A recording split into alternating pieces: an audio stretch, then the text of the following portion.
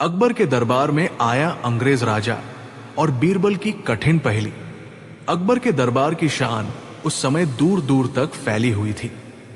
हर रोज कोई न कोई विदेशी मेहमान, व्यापारी, साधु, संत या फिर कोई विद्वान दरबार में अपनी किस्मत आजमाने आता। लेकिन उस दिन कुछ अलग ही था। सुबह सुबह ही महल के मुख्य द्वार पर शोर मच गया। पहरेदारों ने दरबार में आकर सूचना दी। जहांपनाह, एक विदेशी राजा जो अपने आप को अंग्रेजों का सम्राट कहता है, आपके दरबार में आपसे मिलने आया है।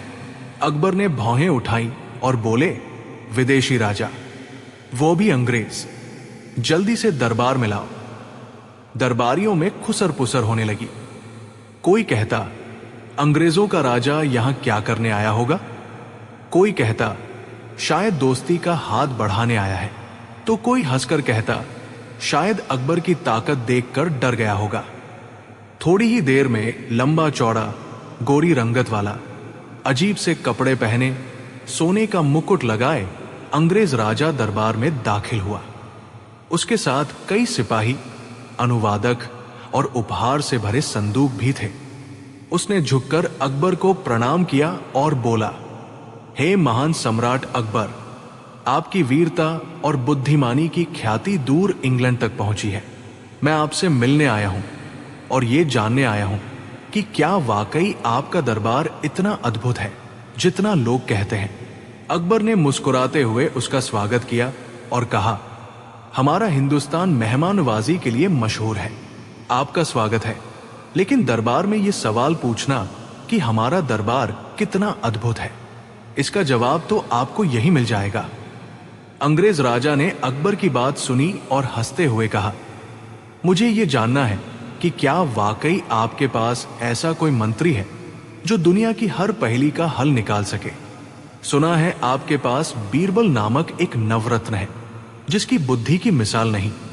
अकबर ने गर्व से बीरबल की ओर देखा और कहा, हां, वही है हमारा बीरबल। जो भी मुश्किल सवाल या कठिन पहेली हो, इसका जवाब उसी के पास होता है। सारे दरबारी बीरबल की ओर देखने लगे।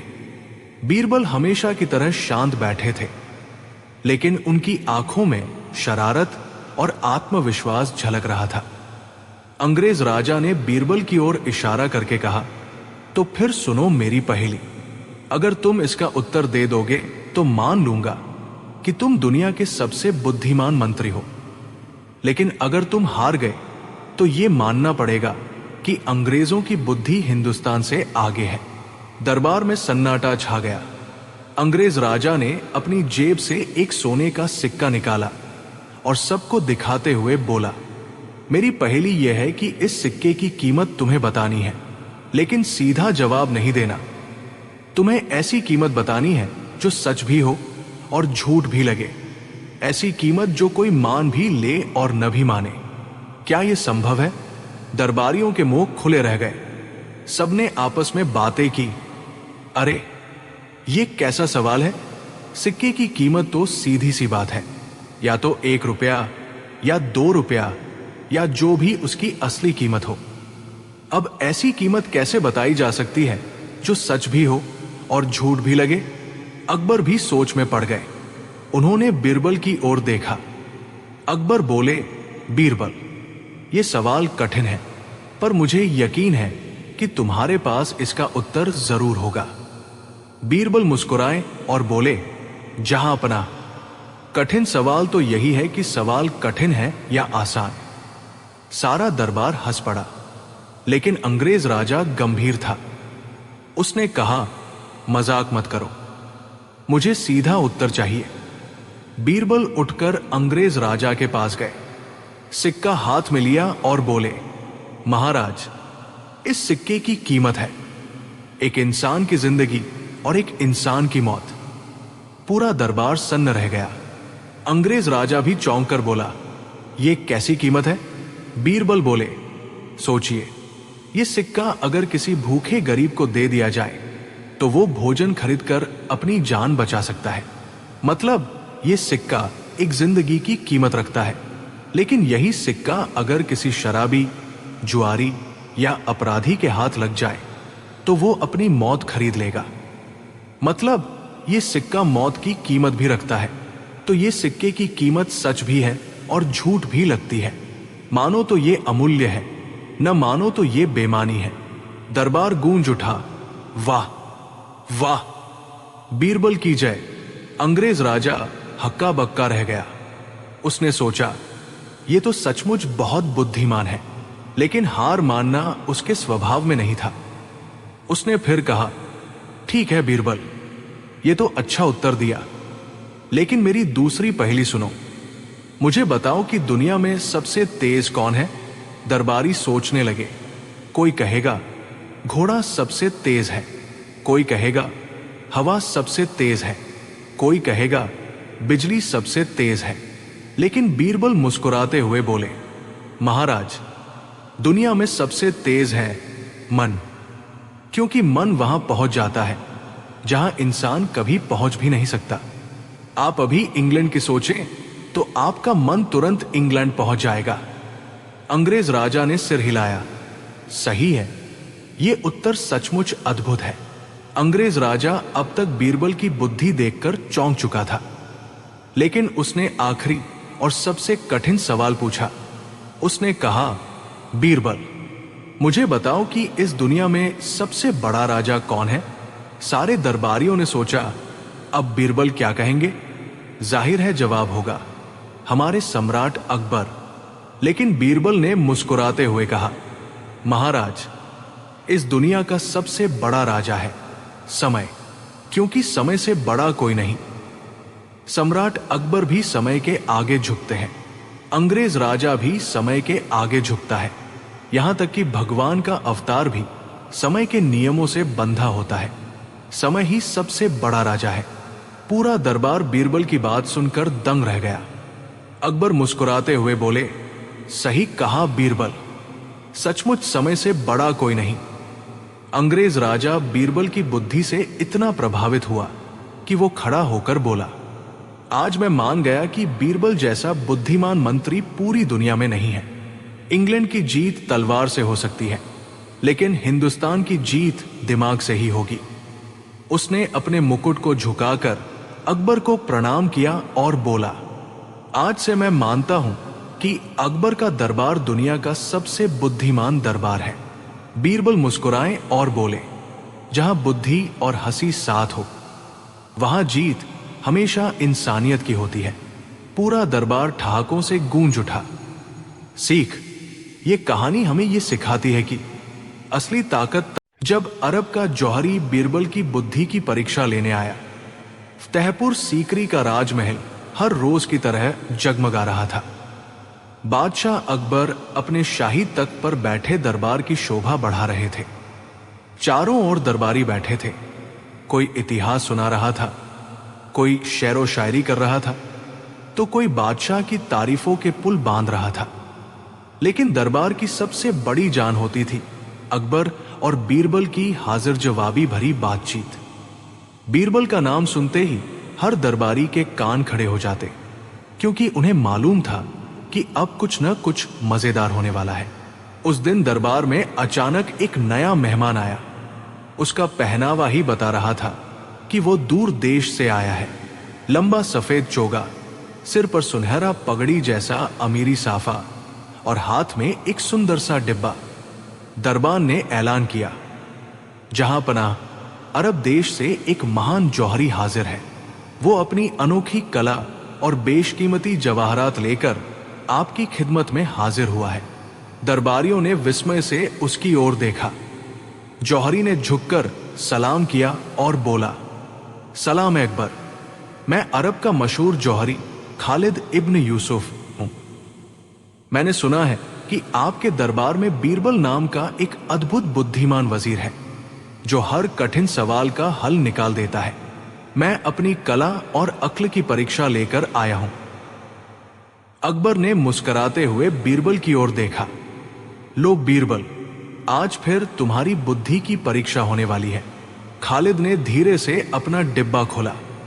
उसमें चमचमाते रत्न, हीरे, पन्ने, नीलम और मोती रखे थे। दरबारियों की आंखें चमक उठीं।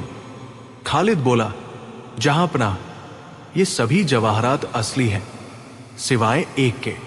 इनमें से एक पत्थर नकली है।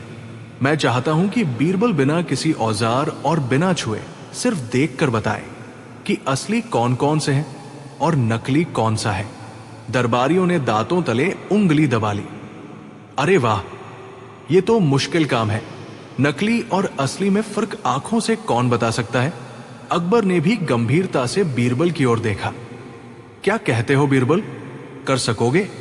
बीरबल ने हल्की मुस्कान के साथ जवाब दिया।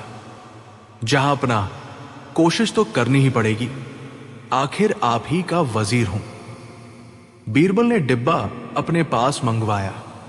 उन्होंने ध्यान से रत्नों को देखा। सब इतने चमकीले और सुंदर थे कि फक करना नामुमकिन लग रहा था। दरबारियों को लगा आज शायद बीरबल मात खा जाएंगे, लेकिन बीरबल ने थोड़ी देर सोचकर जौहरी से कहा, जनाब खालिद, अगर इजाजत हो तो मैं इन पत्थरों को खुले आंगन में धूप में देखना चाहूंगा। कृत्रिम रोशनी में असलीन कली का फर्क साफ नहीं दिखता। खालिद ने हामी भर दी। सब लोग आंगन में आ गए। बीरबल ने रत्नों को धूप में फैला कर रखा। उन्होंने गौर किया कि लगभग सभी रत्न धूप की किरणों से चमक रहे थे और उनकी रोशनी आंखों को चुभ रही थी। लेकिन उनमें से एक पत्थर ऐसा था जो अजीब तरह से धूप में उतना चमकदार नहीं दिख रहा था। बीरबल ने मन ही मन मुस्कुराकर सोचा, मामला यहीं से पकड़ना होगा। बीरबल ने दरबान से कहा, दरबार से बाहर से एक पिंजरे में बैठा कौआ लाओ। दरबारियों को बड़ी हैरानी हुई। रत्न पहचानने में कौए की क्या जरूरत? जब कौआ लाया गया तो बीरबल ने सारे पत्थर जमीन पर रख दिए और देखा कि कौआ किसमें दिलचस्पी लेता है। कौए ने पहले एक एक पत्थर को अपनी चोंच से ठोंका, लेकिन जल्दी ही उसने चमकदार रत्नों में चोंच मारनी बंद कर दी। अंत में वही एक नकली पत्थर था जिसे कौआ बार बार ठोंकने की कोशिश करता रहा। बीरबल मुस्कुराए और बोले, जहां पनाह, यही नकली है, क्योंकि असली रत्न इतने सख्त होते हैं कि पक्षी भी उन्हें छूकर छोड़ देता है, लेकिन नकली पत्थर हल्का और नरम होने के कारण उसे चोंच मारने लायक लगा। दरबारी दंग रह गए। जौहरी की आंखें फटी रह गई। उसने वो पत्थर उठाकर ध्यान से देखा और सिर झुका लिया। सुभान अल्लाह, बीरबल सचमुच महान है। ये नकली पत्थर मैंने ही बड़ी चतुराई से बनाया था। यहां तक कि मेरे कई साथी जौहरी भी इसे असली समझ बैठे थे, लेकिन बीरबल ने तो बड़ी आसानी से पकड़ लिया। अकबर ने गर्व से मुस्कुराकर कहा, देखा खालिद, यही कारण है कि बीरबल मेरे सबसे करीबी वजीर है। उनकी अक्ल को कोई हरा नहीं सकता। लेकिन खालिद अभी हार मानने को तैयार नहीं था। उसने सोचा, एक ही परीक्षा से हार मान लूंगा तो अरब की एस चली जाएगी। वो बोला, जहां पनाह, बीरबल की बुद्धि वाकई अद्भुत है, लेकिन मैं एक और परीक्षा लेना चाहता हूं। अकबर ने अनुमति दी। खालिद ने अपने डिब्बे से 3 मोतियां निकाली। इन तीनों में से सिर्फ एक मोती असली है, बाकी दोनों नकली। इसे बिना तोड़े और काटे, बिना पानी में डाले पहचानना होगा। दरबारियों ने हल्ला मचाया, ये तो और भी कठिन है। बीरबल ने तीनों मोतियों को हथेली पर रखकर गौर से देखा। थोड़ी देर बाद उन्होंने एक मोती अलग कर दिया और बोले, यही असली है। खालिद हक्का बक्का रह गया। कैसे? बीरबल ने समझाया, असली मोती की सतह पर हल्की ठंडक और नमी रहती है। नकली मोती चाहे जितना चमकदार बना लो, लेकिन उसकी सतह पर वो ठंडापन नहीं होता। यही कारण है कि ये असली है। खालिद ने सिर झुका लिया। हुजूर, बीरबल ने फिर सही पहचाना। खालिद ने गहरी सांस लेकर कहा, जहां पनाह, अब अंतिम परीक्षा लेता हूं। ये आखिरी कोशिश है। उसने डिब्बे से एक सोने का सिक्का निकाला। इस सिक्के में से असली और नकली का पता लगाना है, लेकिन इस बार आंखों से नहीं, अक्ल से। अकबर ने हंसकर कहा, वाह, अब तो मजा आ जाएगा। बीरबल ने सिक्के को हाथ में लेकर उलट पलट कर देखा, फिर बोले, जहांपनाह, ये नकली है। खालिद ने ताली बजाई। कमाल, ये तो बिना वजह कह दिया। लेकिन बताइए, कैसे पता चला? बीरबल बोले, सिक्के पर आपके देश का नाम और शिलालेख तो है, लेकिन उसकी लिखावट थोड़ी टेढ़ी मेढ़ी है। असली सिक्के की नक्काशी हमेशा एक जैसी और साफ होती है। यही फर्क मुझे दिखा। खालिद स्तब्ध रह गया।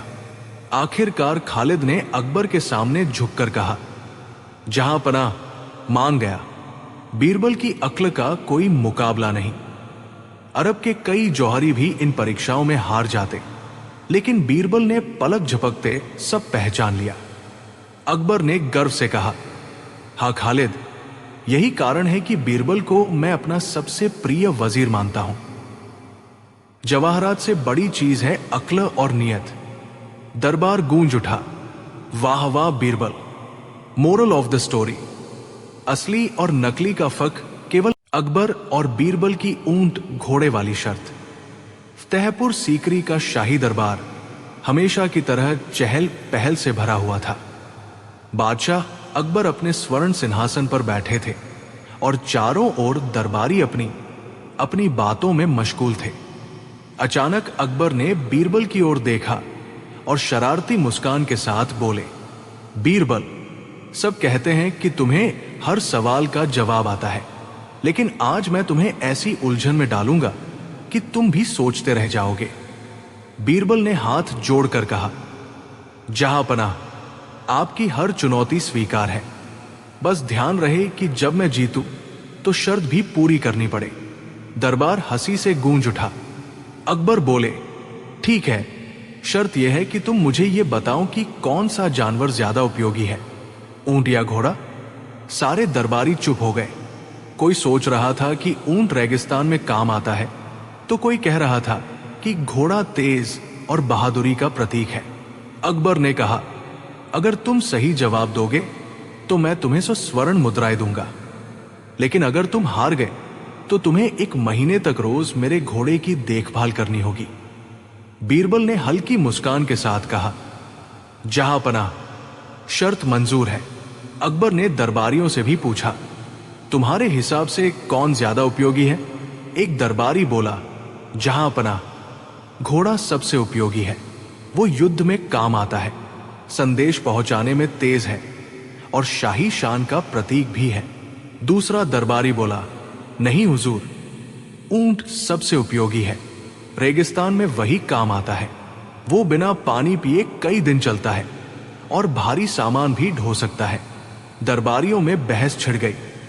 अकबर हंसते हुए बोले, देखो बीरबल, अब बताओ कौन ज्यादा उपयोगी है? बीरबल ने शांति से कहा, जहांपनाह, न ऊंट ज्यादा उपयोगी है न घोड़ा। दोनों अपनी अपनी जगह पर बराबर उपयोगी है। फर्क सिर्फ जरूरत का है। अकबर ने भौहें चढ़ाई। जरा साफ साफ कहो। बीरबल ने समझाया, सोचिए जहांपनाह, अगर आप युद्ध में जाएं और आपके पास ऊंट हो तो दुश्मन आपको आसानी से पकड़ लेगा। वहां घोड़ा ज्यादा उपयोगी है, लेकिन अगर आप रेगिस्तान में व्यापार करने जाएं और आपके पास घोड़ा हो तो वो प्यास से मर जाएगा। वहां ऊंट ही ज्यादा उपयोगी है। दरबारियों ने वाह वाह की आवाज लगाई। अकबर ने कहा, लेकिन बीरबल, तुम्हें तो यह बताना था कि कौन ज्यादा उपयोगी है। तुमने तो दोनों की बराबरी कर दी। बीरबल मुस्कुराए और बोले, जहांपनाह, यही तो असली बात है। उपयोगिता किसी वस्तु या जानवर में नहीं, बल्कि समय और परिस्थिति में होती है। जो उस वक्त हमारी मदद करे वही सबसे उपयोगी है। अकबर चुप रह गए। उनकी आंखों में चमक थी। वे समझ गए कि बीरबल ने फिर से बाजी मार ली। अकबर ठहाका मारकर हंसे और बोले, बीरबल, तुमने फिर से अपनी बुद्धि का लोहा मनवा दिया। सचमुच किसी चीज की उपयोगिता उसकी परिस्थिति पर निर्भर करती है। तुम जीत गए। उन्होंने तुरंत 100 स्वर्ण मुद्राएं बीरबल को भेंट की। दरबार गूंज उठा, बीरबल की जय, बीरबल की जय। सीख, एक, किसी भी चीज या व्यक्ति की अहमियत उसकी परिस्थिति पर निर्भर करती है। 2, सच्ची बुद्धिमानी यही है कि समय और हालात को पहचान कर सही फैसला लिया जाए। 3, शक्ति और शान से ज्यादा जरूरी है विवेक और समझ। जब बीरबल ने बादशाह को मूर्ख बनाने का नाटक किया, फतेहपुर सीकरी का दरबार उस दिन हमेशा की तरह जगमगा रहा था। बादशाह अकबर अपने शाही सिंहासन पर बैठे थे। दरबारियों की पंक्ति सजी हुई थी और चारों ओर शाही रौनक बिखरी हुई थी। दरबार में चर्चा चल रही थी, कौन सबसे बुद्धिमान है, कौन सबसे चालाक है, कौन सबसे ज्यादा कूटनीति जानता है। कुछ दरबारी अकबर की तारीफ कर रहे थे तो कुछ बीरबल के चातुर्य की मिसाल दे रहे थे।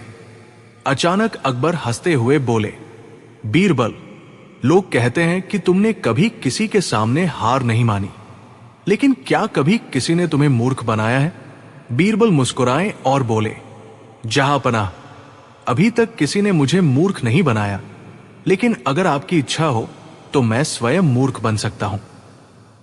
सारे दरबारी ठहाके मारकर हंस पड़े। अकबर को भी मजा आया और उन्होंने शरारती अंदाज में कहा, तो ठीक है बीरबल, आज हमें दिखाओ कि कैसे तुम मूर्ख बन सकते हो। बीरबल ने सोचा कि अगर बादशाह को सच्चा सबक सिखाना है तो उन्हें एक नाटक रचना होगा। उन्होंने मन ही मन योजना बनाई और बोले, जहांपनाह, 3 दिन बाद आप देखेंगे कि मैं पूरे शहर का सबसे बड़ा मूर्ख बन चुका हूं। अकबर ने आश्चर्य से कहा, सच में? तो हम 3 दिन बाद तुम्हारा मूर्खतापूर्ण कारनामा देखने को तैयार रहेंगे। 3 दिन बाद पूरे दरबार को बुलाया गया। दरबारियों में उत्सुकता थी कि आज बीरबल क्या नया तमाशा करने वाले हैं। थोड़ी देर बाद बीरबल दरबार में आए। सिर पर उल्टी टोपी, पैरों में अलग अलग रंग की जूतियां और हाथ में एक टूटा हुआ घड़ा। उनकी चाल भी अजीब थी, कभी दाएं तो कभी बाएं डगमगाते हुए चलते। अकबर ने हंसी रोकते हुए पूछा, बीरबल, ये कैसी वेशभूषा है? बीरबल मासूमियत से बोले, जहांपनाह, मैं अब मूर्ख बन गया हूं। मुझे जो भी कहो मैं वही करूंगा। सारे दरबारी हंसते हंसते लोटपोट हो गए। अकबर ने मजे लेते हुए बीरबल से कहा, ठीक है, अगर तुम मूर्ख हो तो ये बताओ कि आकाश जमीन से बड़ा है या जमीन आकाश से? बीरबल भोलेपन से बोले, जहांपनाह, न आकाश बड़ा है न जमीन। सबसे बड़ी तो ये टोपी है, क्योंकि इसमें मेरा पूरा सिर समा गया। दरबार में ठहाके गूंज उठे। फिर अकबर ने पूछा, बताओ, गधे की कितनी टांगे होती हैं? बीरबल गंभीरता से बोले, जहांपनाह, गधे की 4 टांगे तो होती ही है, लेकिन अगर दरबार में 10 दरबारी बैठे हों तो गधे की 14 टांगे हो जाती है। यह सुनकर दरबारी बुरा मान गए और बोले, ये हमें गधा कह रहा है। लेकिन अकबर हंसते हंसते लोटपोट हो गए। कई और मजेदार जवाबों के बाद अकबर ने कहा, बीरबल, अब तो मान गए कि तुम सचमुच मूर्ख हो गए हो। बीरबल ने सिर झुकाकर कहा, जहांपनाह, मूर्ख तो मैं अब बना हूं, लेकिन असली मूर्ख कौन है यह सोचने की बात है। अकबर चौंक गए। क्या मतलब? बीरबल मुस्कुराए और बोले, जहांपनाह, मैंने मूर्ख बनने का नाटक किया और आप खुशी खुशी इसे सच मान बैठे। असली मूर्ख तो वही है जो बिना सोचे समझे किसी की बात मान ले। आज दरबारियों ने भी मुझे मूर्ख मान लिया, पर हकीकत यह है कि असली मूर्ख वे हैं जो बिना तर्क के किसी को मूर्ख या बुद्धिमान मानते हैं। पूरा दरबार सन्न रह गया। अकबर कुछ पल चुप रहे और फिर ठहाका मारकर हंस पड़े। वे बोले, वाह बीरबल, तुमने मूर्ख बनने का ऐसा नाटक किया कि पूरे दरबार को मूर्ख बना दिया। अब मैं समझ गया कि असली मूर्ख वही है जो दूसरों के दिखावे पर विश्वास कर ले। सारे दरबारी भी बीरबल की बुद्धिमानी की दाद देने लगे। सीख: 1. बाहरी रूप देखकर किसी को मूर्ख या बुद्धिमान नहीं समझना चाहिए। 2. सच्ची बुद्धि वही है जो हर परिस्थिति में तर्क और विवेक से काम ले। 3. कभी कभी नाटक और हास्य के माध्यम से भी बड़ी सीख दी जा सकती है। इस तरह बीरबल ने मूर्ख को ने का नाटक करके अकबर दरबार में आया फारसी कवि, जिसने बीरबल को शायरी में हराना चाहा। फतेहपुर सीकरी का सूरज जैसे ही आसमान पर पूरी तरह फैलता, अकबर का दरबार जगमगाने लगता। मखमली कालीनों पर बैठे दरबारी झिलमिलाते झूमरों की रोशनी में चमकते सोने चांदी के आभूषण, और सबसे बीचों बीच शहंशाह अकबर अपने शाही तख्त पर। उस दिन दरबार का माहौल कुछ और ही था। खबर आई थी कि फारस, ईरान से एक मशहूर शायर आया है, जिसका दावा था कि वो शायरी और हाजिर जवाबी में दुनिया का बेजोड़ है। उसने चुनौती दी थी कि अगर अकबर के दरबार में कोई उससे बेहतर शेर कह दे तो वो अपने सारे इनाम छोड़ देगा और हमेशा के लिए भारत छोड़ देगा। लेकिन अगर वो जीत गया तो अकबर को उसे सोने का खजाना और ऊंट भरकर हीरे जवाहरात देने होंगे। दरबारियों में खुसुर फुसुर शुरू हो गई। हाय राम, ये फारसी कवि बड़ा ही चालाक है। कहते हैं कि उसके शेर सुनकर बड़े बड़े विद्वान दंग रह जाते हैं, मगर हमारे पास भी तो बीरबल है। अकबर मुस्कुराए और बोले, अगर वो शायर शेरों का शहंशाह है तो हमारा बीरबल भी जवाबों का बादशाह है।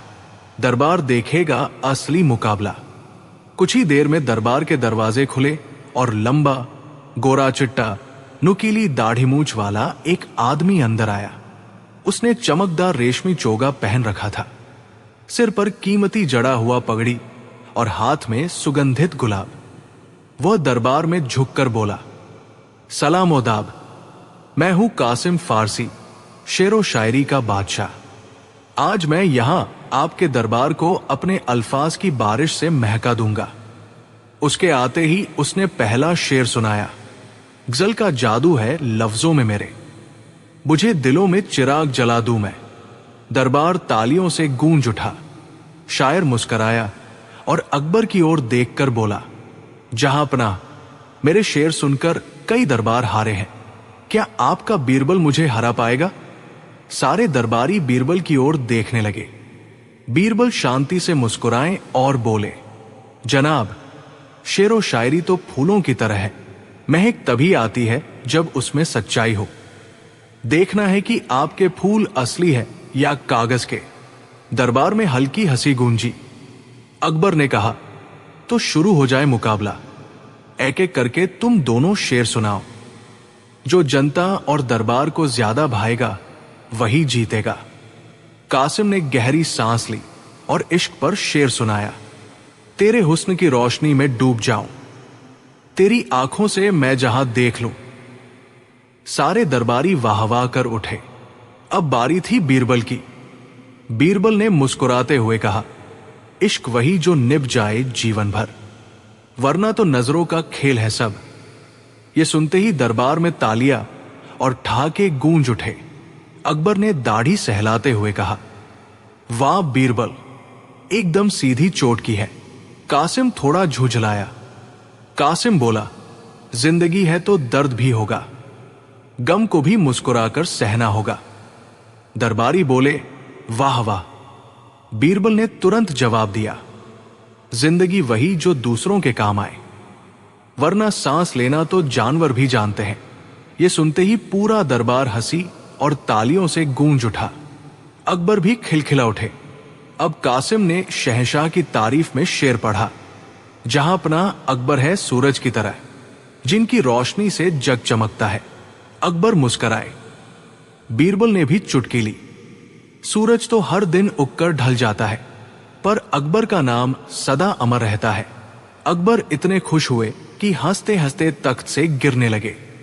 कासिम ने मजाकिया अंदाज में शेर कहा, बीवी की गाली भी मीठी लगती है, क्योंकि उसके बाद खाना गर्म मिलता है। दरबार ठहाकों से गूंज गया। बीरबल ने हंसते हंसते जवाब दिया, बीवी की गाली अगर मीठी लगे तो समझो पति में अक्ल नहीं बचे। इस बार तो दरबारी पेट पकड़कर हंसने लगे। अब कासिम को समझ आ गया कि बीरबल से टक्कर लेना आसान नहीं। उसने सोचा, अगर मैं इसे मुश्किल फारसी के शेरों में उलझा दूं तो शायद जीत जाऊं। उसने कठिन फारसी शब्दों से भरा शेर कहा। दरबारियों में से आधे को समझ ही नहीं आया, पर उन्होंने वाह वाह की। बीरबल मुस्कुराए और बोले, जनाब, शायरी वही है जो हर आम इंसान की समझ में आ जाए। अगर आपकी शायरी सिर्फ किताबों तक सीमित रह जाए तो उसका मजा कौन लेगा? उन्होंने तुरंत सरल हिंदी में शेर कहा, शब्द वही अच्छे जो दिल में उतर जाए, वरना तो अल्फाज हवा में बिखर जाए। यह सुनकर कासिम निरुत्तर हो गया। कासिम ने गुस्से में कहा, ठीक है, आखिरी शेर पर ही फैसला हो जाए। जो जीता वही असली शायर। उसने पूरे जोश से शेर पढ़ा, मेरे कलाम से बदल जाए तकदीर, मेरे अल्फाज से रोशन हो ज़मीर। दरबारियों ने तालियां बजाई। बीरबल शांत खड़े हुए और बोले, सच्ची शायरी वही है जो दिलों को जोड़ दे, वरना तो शब्द तलवार बनकर तोड़ देते हैं। पूरा दरबार गूंज उठा। वाह वाह बीरबल! अकबर ने ताली बजाते हुए कहा। कासिम, तुम फारसी के बड़े शायर हो। मगर बीरबल के जवाब ने सबको जीत लिया। हार मानो। कासिम शर्मिंदा होकर झुक गया और बोला, जहांपना, मैं मानता हूं कि बीरबल ही असली शायर है। आज मुझे हारकर भी जीत का मजा मिला। अकबर ने बीरबल को इनाम में सोने की थाल भेंट की और दरबार में मिठाइयां बांटी गई। दरबारी अभी तक बीरबल के शेर दोहरा रहे थे। बीरबल मुस्कुराते हुए बोले, जहांपना, शायरी का असली मकसद हंसी, प्यार और समझदारी फैलाना है। अगर शायरी सिर्फ दिखावे के लिए हो तो उसका कोई मतलब नहीं। अकबर ने कहा, सही कहा बीरबल। आज का सबक यही है कि शब्दों की ताकत तभी है जब वे लोगों के दिल तक पहुंचे। ज्ञान और कला का असली मूल्य सरलता और सच्चाई में है। मोरल ऑफ द स्टोरी, कला वही है जो सबको जोड़ दे। जब बीरबल ने बादशाह को भिखारी का सबक सिखाया, फतेहपुर सीकरी का दरबार उस दिन भी हमेशा की तरह जगमगा रहा था। हर तरफ रत्न जड़ित स्तंभ, रंग बिरंगे कालीन और चमचमाती तलवारों की कतार। अकबर अपने सिंहासन पर बैठे थे और दरबारी उनकी बातों को गौर से सुन रहे थे। दरबारियों के बीच चर्चा चल रही थी। कोई कह रहा था, जहांपनाह की दौलत अपार है। कोई बोला, जहांपनाह की ताकत के आगे कोई टिक नहीं सकता। तो किसी ने कहा, जहांपनाह जैसा सुखी और संपन्न राजा पूरे हिंदुस्तान में नहीं है। अकबर ये सब सुनकर गर्व से मुस्कुराने लगे। लेकिन तभी बीरबल धीमे स्वर में बोले, जहांपनाह, यदि आपकी आज्ञा हो तो मैं एक बात कहूं। अकबर हंसते हुए बोले, बोलो बीरबल, तुम तो हमेशा कुछ नया ही कहते हो। बीरबल ने गंभीर स्वर में कहा, जहांपनाह, सच्चाई यह है कि आपकी हालत एक भिखारी से ज्यादा अलग नहीं है। दरबार में सन्नाटा छा गया। सभी दरबारी हक्के बक्के रह गए। कोई सोच भी नहीं सकता था कि बीरबल इतना बड़ा बोल बोलेंगे। अकबर का चेहरा लाल हो गया। वे गुस्से से बोले, बीरबल, ये कैसी धृष्टता है? मैं पूरे हिंदुस्तान का बादशाह हूं और तुम मुझे भिखारी कह रहे हो। बीरबल ने हाथ जोड़कर कहा, जहांपनाह, मैंने आपको भिखारी नहीं कहा। मैंने कहा, आपकी हालत भिखारी जैसी है और यदि आप अनुमति दें तो मैं इसे साबित कर सकता हूं। अकबर कुछ शांत हुए और बोले, ठीक है, अगर तुम सच में साबित कर दोगे तो मैं तुम्हें इनाम दूंगा, लेकिन अगर तुम असफल रहे तो तुम्हें सजा मिलेगी। बीरबल ने मुस्कुराकर कहा, जहांपनाह, आपकी आज्ञा सर माथे। अगले दिन बीरबल ने एक योजना बनाई। उन्होंने कुछ दरबारियों और पहरेदारों की मदद ली और एक शाम बादशाह को महल के बाहर टहलने के बहाने ले गए। जैसे ही अकबर दरबार से निकले, बीरबल ने संकेत दिया। अचानक उन्हें घेर लिया गया और उनकी शाही पोशाक उतार दी गई। अकबर के हाथ में एक साधारण सा लाठी पकड़ाई गई और उन्हें साधारण कपड़े पहना दिए गए। अकबर गुस्से से बोले, ये क्या मजाक है बीरबल?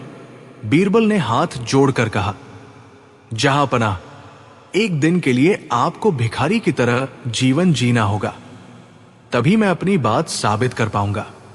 अब अकबर को शहर की गलियों में ले जाया गया। कभी किसी से रोटी मांगते तो कोई उन्हें डांट कर भगा देता, कभी कोई एक टुकड़ा सूखी रोटी दे देता। दिन भर भटकते भटकते अकबर थक गए। शाम को जब लौटे तो उन्होंने गुस्से से बीरबल को देखा और बोले, बीरबल, ये कैसी यात्रा है? बीरबल ने मुस्कुराकर कहा, जहांपनाह, यही तो मैं आपको दिखाना चाहता था। आपने दिन भर रोटी के लिए कितनों के सामने हाथ फैलाया, कभी किसी पर दया की उम्मीद की, कभी किसी से एक टुकड़ा मांगा। यही तो भिखारी करता है। फर्क सिर्फ इतना है कि आप महल में सोने की थालियों में खाते हैं और वो सड़क पर दोनों को पेट भरने के लिए दूसरों की मदद चाहिए। अकबर ये सुनकर चुप हो गए। उन्होंने गहराई से सोचा और बोले, सचमुच बीरबल, आज तुमने मेरी आंखें खोल दी। हम सब दूसरों पर निर्भर हैं। हमारे सुख दुख, हमारी दौलत, ये सब हमें भीख की तरह ही मिलते हैं। अगर किसान खेती न करे तो हम भूखे मर जाएंगे। अगर सैनिक रक्षा न करें तो हमारी सत्ता खत्म हो जाएगी। वास्तव में हर कोई किसी न किसी रूप में भिखारी है। बीरबल ने झुककर कहा, जहांपनाह, यही तो मेरी बात थी। इसलिए हमें हमेशा विनम्र रहना चाहिए और दूसरों की मेहनत का सम्मान करना चाहिए। अगले दिन जब अकबर दरबार में पहुंचे तो उन्होंने सब दरबारियों से कहा, आज बीरबल ने मुझे एक बड़ा सबक सिखाया है। सच्चा राजा वही है जो अपनी प्रजा को अपना आधार माने। अहंकार करने वाला वास्तव में भिखारी से भी बदतर है। सारा दरबार बीरबल की बुद्धिमानी पर झूम उठा। सीख एक, हर इंसान किसी न किसी पर निर्भर है, इसलिए अहंकार कभी नहीं करना चाहिए। दो, दौलत और ताकत स्थायी नहीं है। इंसान को विनम्र और दयालु होना चाहिए। तीन, असली महानता दूसरों की मेहनत और योगदान का सम्मान करने में है। तो इस तरह बीरबल ने बादशाह अकबर का अनोखा तोता। एक सुबह अकबर अपने बाग में टहल रहे थे। तभी उन्हें दरबार में रहने वाले एक विशेष पंछी पालक ने एक तोता भेंट किया। यह तोता देखने में साधारण था, लेकिन उसकी आवाज बेहद मधुर थी। पंछी पालक ने दावा किया कि यह तोता बोलने वाला तोता है और इसकी देखभाल करना आसान नहीं होगा। अकबर को यह तोता बहुत पसंद आया। उन्होंने दरबार में घोषणा कर दी, इस तोते की देखभाल में कोई कमी नहीं होनी चाहिए। अगर यह मर गया तो जिम्मेदार को सजा मिलेगी। दरबारी चुप हो गए। सबको डर लगने लगा कि अगर तोता अचानक मर गया तो उनकी शामत आ जाएगी। तोते की देखभाल के लिए 4 दरबारी नियुक्त हुए। सुबह शाम उसे दाना पानी दिया जाने लगा। कभी कभी तोता मीठी आवाज में कुछ बोल भी देता। अकबर तोते को देख देख कर बहुत प्रसन्न होते। लेकिन दिन बीतते बीतते एक दिक्कत आ गई। तोता धीरे धीरे कमजोर होने लगा। चाहे कितना भी अच्छा खाना दिया जाए, वो वैसा चहकता नहीं था। दरबारियों के माथे पर पसीना आ गया। सब सोचने लगे, अगर तोता मर गया तो अकबर गुस्से में हमें ही दंड देंगे। बीरबल उस दिन दरबार में देर से पहुंचे। देखा कि सब दरबारी परेशान हैं। उन्होंने कारण पूछा तो एक दरबारी ने धीरे से बताया, बीरबल, ये तोता बीमार है। अगर मर गया तो हम सबकी खैर नहीं। बीरबल ने तोते को गौर से देखा, फिर मुस्कुराकर बोले, तोता बीमार नहीं है, बल्कि ये ऊब गया है। इसे सिर्फ खाना पानी ही दिया जा रहा है, लेकिन खेल, बातचीत और दिमागी काम किसी ने नहीं दिया। दरबारियों को हैरानी हुई। बीरबल ने सुझाव दिया, तोते से बातें करो, गीत सुनाओ और इसे उड़ने की आजादी दो, तभी ये स्वस्थ और प्रसन्न रहेगा। कुछ दिन बीते। तोता वाकई पहले से ज्यादा प्रसन्न और सक्रिय दिखने लगा। वो तरह तरह की आवाजें निकालता और कभी कभी इंसानों की नकल भी करता। अकबर बहुत खुश हुए। लेकिन तभी एक अजीब घटना घटी। तोता अकबर के शब्दों की नकल करने लगा। अगर अकबर कहते, मुझसे बेहतर बादशाह कौन, तो तोता जोर से कहता, कोई नहीं। सब दरबारी ताली बजाने लगते। धीरे धीरे तोता हर बात में अकबर की प्रशंसा करने लगा। अकबर को यह सुनकर आनंद आता, लेकिन बीरबल को कुछ गड़बड़ लगी। एक रात बीरबल ने चुपके से तोते के पिंजरे के पास जाकर सुना। वहां तोता खुद से बड़बड़ा रहा था। दरबारियों ने मुझे सिर्फ रटाया है, मैं वही बोलता हूं जो सुनाया गया है, असली सच्चाई तो मैं कह ही नहीं सकता। बीरबल ने सोचा, तो ये दरबारी तोते का इस्तेमाल बादशाह को खुश करने के लिए कर रहे हैं। अगले दिन बीरबल ने दरबार में कहा, जहांपनाह, क्यों ना हम इस तोते की परीक्षा लें? अगर ये सचमुच समझदार है तो ये खुद अपने शब्द कहेगा, न कि रटे हुए। अकबर को विचार अच्छा लगा। उन्होंने तोते से पूछा, तोते, सच सच बताओ, तुम्हें कौन सबसे ज्यादा पसंद है? तोता बोला, अकबर महान, अकबर महान। दरबार हंस पड़ा। बीरबल ने आगे कहा, जहांपनाह, इसने ये इसलिए कहा क्योंकि इसे यही रटाया गया है। आइए इसे अलग करके देखें। न दरबारी, न कोई और, केवल तोता और उसकी अपनी समझ। बीरबल ने तोते को बाग में खुला छोड़ दिया। तोता पेड़ों पर उड़कर बैठा और फिर बोला, मुझे सबसे ज्यादा पसंद है आजादी। पूरा दरबार स्तब्ध रह गया। अकबर ने मुस्कुराकर बीरबल से कहा, तुम सही कहते थे, ये तोता वही कहता है जो उसे रटाया जाता है, लेकिन जब इसे खुला छोड़ा गया तो इसने अपनी असली बात कही। बीरबल ने धीरे से कहा, जहांपनाह, यही हाल इंसानों का भी होता है। जब लोग सिर्फ चापलूसी करना सीखते हैं तो वे सच्चाई नहीं बोल पाते, लेकिन जब उन्हें खुला और सुरक्षित माहौल मिले तो असली विचार सामने आते हैं। अकबर हंस पड़े और बोले, बीरबल, तुमने हमें सिखा दिया कि हमें सिर्फ चापलूसों की नहीं, बल्कि सच्चे और ईमानदार लोगों की बातें सुननी चाहिए। दरबारियों ने सिर झुका लिया। अकबर ने तोते को पिंजरे में रखने की बजाय उसे महल के बाग में खुला छोड़ दिया। तोता आजादी से उड़ता और दरबार के ऊपर मंडराता। अकबर जब भी उसे देखते उन्हें बीरबल की बात याद आती। सच्चाई केवल वही बता सकता है जो स्वतंत्र है, डर और लालच से मुक्त है।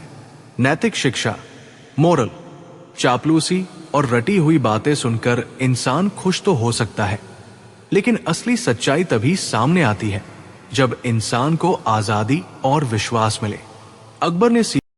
अकबर, बीरबल और 3 जादुई आईने। एक दिन सुबह सुबह बादशाह अकबर अपने बाग में टहल रहे थे। तभी एक दूर देश का व्यापारी उपहार लेकर आया। उसने झुककर सलाम किया और कहा, जहांपनाह, मेरे पास आपके लिए कुछ अनोखी चीज है जिसे मैंने बड़े जतन से हासिल किया है। ये 3 जादुई आईने हैं और हर आईने में छुपा है अलग अलग रहस्य। अकबर की आंखें चमक उठी। वे जिज्ञासु होकर बोले, जादुई आईने, इनमें ऐसा क्या खास है? व्यापारी बोला, जहांपनाह, पहला आईना सच दिखाता है। इसमें कोई भी देखेगा तो उसका असली रूप नजर आएगा। दूसरा आईना भविष्य दिखाता है। इसमें देखकर पता चल जाएगा कि आगे क्या होने वाला है। तीसरा आईना मन की बात दिखाता है। इसमें इंसान का असली इरादा झलक जाएगा। अकबर बेहद खुश हुए और उन्होंने आईनों को अपने दरबार में रखवा दिया। दरबार में हलचल।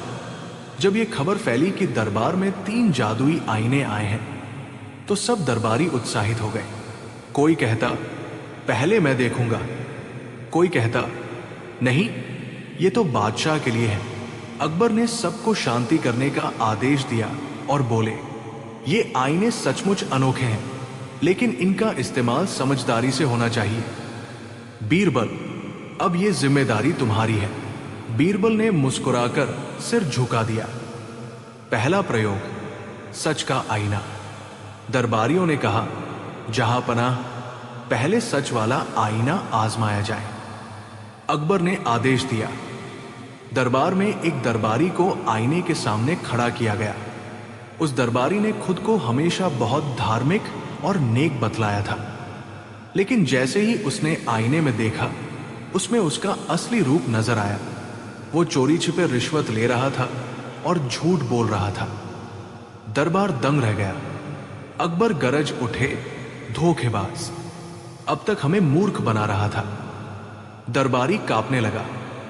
बीरबल ने धीरे से कहा, जहांपना, यही तो आईने का कमाल है, सच छुपाया नहीं जा सकता। दूसरा प्रयोग, भविष्य का आईना। अब सबकी नजर भविष्य वाले आईने पर गई। अकबर ने उत्सुक होकर कहा, चलो देखें इस आईने में क्या नजर आता है। उन्होंने आईने में झांका।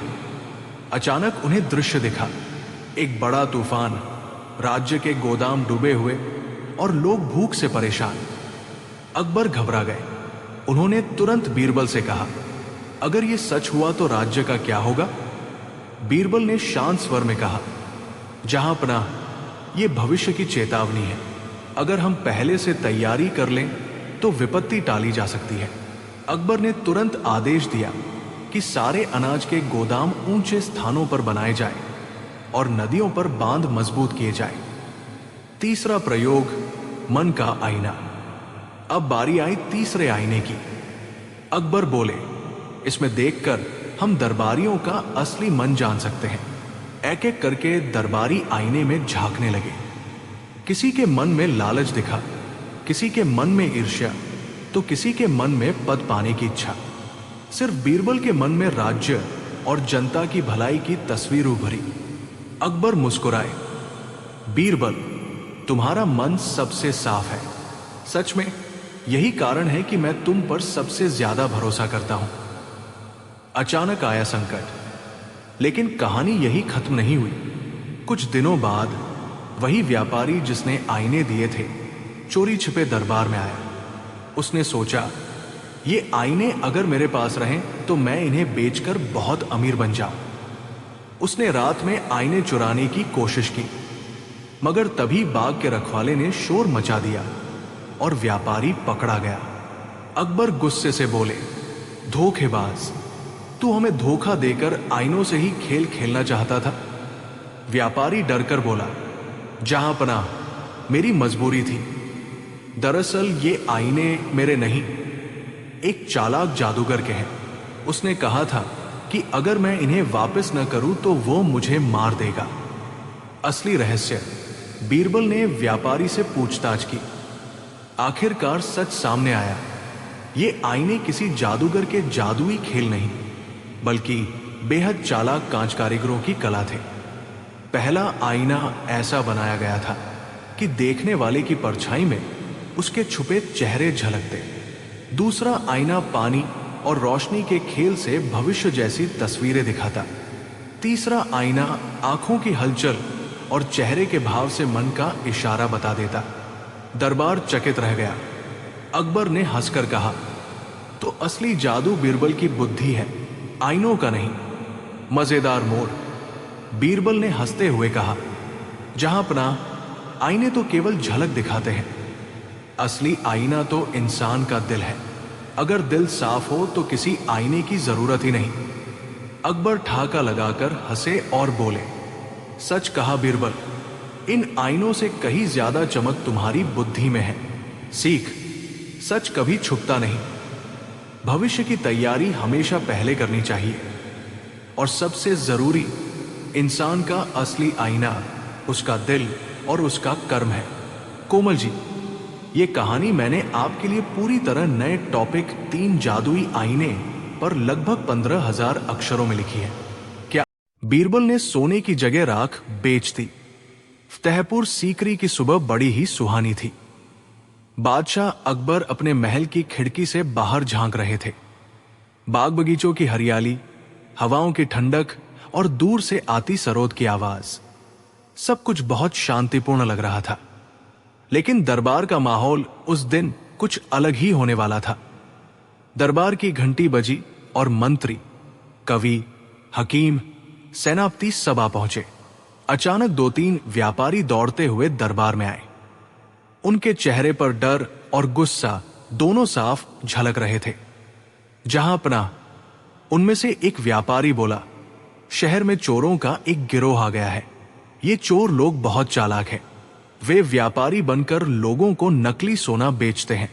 असली चमकदार सोना दिखाते हैं और फिर जब तक कोई पकड़ पाए भाग निकलते हैं। कल रात ही इन्होंने कई घर लूट लिए। अकबर ने भौहें चढ़ाई। हमारे शहर में चोर, वो भी इतने चालाक, ये कैसे बर्दाश्त किया जा सकता है? तुरंत इनकी जड़ खोदकर निकालनी होगी। तभी बीरबल मुस्कुराते हुए बोले, जहां पनाह, इजाजत हो तो इन्हें मैं अपने तरीके से पकड़ूं। अकबर ने तुरंत हामी भर दी। बिल्कुल बीरबल, लेकिन याद रहे इन चोरों को सजा भी ऐसी मिले कि सारी दुनिया सबक ले। शहर के बाहर बाग के पास उन चोरों का अड्डा था। 4 आदमी थे। 1 सरगना, जिसका दिमाग तेज था। 2 दूसरा, नकली सोने को असली जैसा चमकाने वाला। 3 तीसरा, बातें बनाने और लोगों को फंसाने वाला। 4 चौथा, भागने छुपने में माहिर। वे लोग सोने जैसी दिखने वाली धातु को चमकाकर बाजार में बेचते। कई भोले व्यापारी और ग्रामीण उनके जाल में फंस चुके थे। एक रात वे आपस में बात कर रहे थे, अब की बार हमें कोई बहुत बड़ा माल चाहिए। क्यों न दरबार के किसी मंत्री को ही बेवकूफ बनाकर लाखों कमा ले। सब हंस पड़े। सही कहा, अगर बीरबल जैसे चतुर को भी हम फंसा ले तो हमारी धाक पूरे शहर में बैठ जाएगी। बीरबल को उनकी ये चालाकी पहले ही खबर लग चुकी थी। उन्होंने सोचा, अगर ये मुझे ही फंसाना चाहते हैं तो क्यों ना मैं इन्हें उनके ही जाल में उलझाऊं। बीरबल ने अपने सेवक को बाजार भेजा और अफवाह फैलवाई की बीरबल को अपने निजी काम के लिए ढेर सारा सोना चाहिए। अगर कोई दुर्लभ सोना बेच रहा हो तो उन्हें बुलाया जाए। यह खबर सीधे चोरों के कानों तक पहुंची। वाह, यही तो मौका है। अब तो बीरबल हमारे जाल में फंसने ही वाले हैं। अगले दिन चोर व्यापारी का भेष बनाकर बीरबल के घर पहुंचे। उनके पास एक थैला था जिसमें सोने जैसे चमचमाते सिक्के थे। महाराज बीरबल, सरगना बोला, हम दूर देशों से आए व्यापारी हैं। हमारे पास असली सोना है, लेकिन गुप्त कारणों से हमें इसे तुरंत बेचना है। अगर आप चाहें तो ये आपको सस्ते दामों में मिलेगा। बीरबल ने थैले की ओर देखा। सिक्के वाकई चमचमा रहे थे। उन्होंने हंसकर कहा, अच्छा, लेकिन मैं पहले थोड़ी जांच कर लूंगा। सोने की पहचान तो मैं जानता ही हूं। चोरों ने आत्मविश्वास से सिर हिलाया। जरूर महाराज, ये सोना एकदम खरा है। आप चाहें तो पिघला कर भी देख लीजिए। बीरबल ने चालाकी से मुस्कुराया। ठीक है, पर मुझे इतना सारा सोना अभी नहीं चाहिए। आप लोग मुझे आधा माल दे दीजिए। बदले में मैं आपको ऐसी चीज दूंगा जिसे आप बाजार में बेचकर दुगुना सोना कमा सकेंगे। चोरों की आंखें चमक उठीं। अरे वाह, हमें तो डबल फायदा हो जाएगा। बीरबल ने सेवक को इशारा किया। सेवक ने एक बड़ा संदूक लाकर रखा। उसमें ढेर सारी राख भरी हुई थी। चोरों ने हैरानी से पूछा, यह क्या है? बीरबल ने गंभीरता से कहा, यह कोई साधारण राख नहीं, ये मेरे विशेष अनुष्ठान में बनी है। जो भी इसे अपने घर या दुकान में रख लेगा, उसके घर से कभी धन दौलत खत्म नहीं होगी। लोग इस राख के लिए सोने से भी ज्यादा दाम देने को तैयार रहते हैं। चोर आपस में फुसफुसाए, अगर सच में ऐसा है तो हमारी तो चांदी हो जाएगी। थोड़ा सा सोना देंगे और राख बेचकर दुगुना कमाएंगे। उन्होंने खुशी खुशी बीरबल को सोने जैसे दिखने वाले अपने सिक्के थमा दिए और राख से भरा संदूक उठा ले गए। बाजार पहुंचकर चोरों ने राख बेचनी चाहिए। उन्होंने लोगों से कहा, यह जादुई राख है, इसे खरीद लो। लोगों ने पहले तो उनकी बातें सुनी, लेकिन जब एक आदमी ने गुस्से में राख उठाकर देखा तो चिल्लाया, अरे ये तो साधारण राख है, हमें बेवकूफ बनाया जा रहा है। भीड़ इकट्ठी हो गई। सबने चोरों को घेर लिया। पकड़ो, ये वही चोर हैं जो नकली सोना बेचते थे। लोगों ने उन्हें पीट पीट कर दरबार तक खींच लिया।